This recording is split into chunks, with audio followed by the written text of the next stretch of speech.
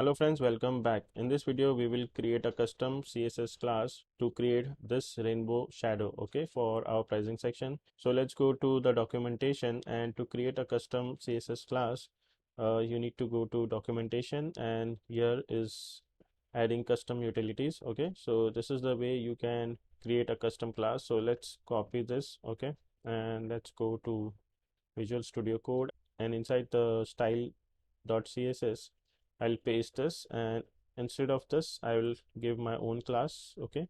So shadow, you can create your own class, okay, you can give any name you want, and we need to give the property here. So I have already created the box shadow for the rainbow, okay, so no need to type the properties, we can just copy and paste it here, okay. Save this, you will get this from my GitHub, okay. And let's copy this, and we need to go to index.js, and in the pricing box section, here is the div. Let's paste this, okay, inside the pricing box div.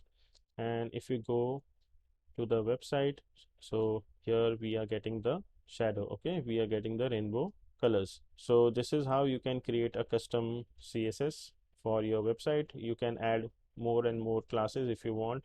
If you want something which is not an inbuilt class, okay, then you can create your own class and add properties to it. So this was a short video, but it is very useful, okay. These are all inbuilt CSS classes, okay, these are all inbuilt, but this is something which we have created. So in this way you can create any of the class and you can use it. So this is it for this video, and I'll see you in the next video.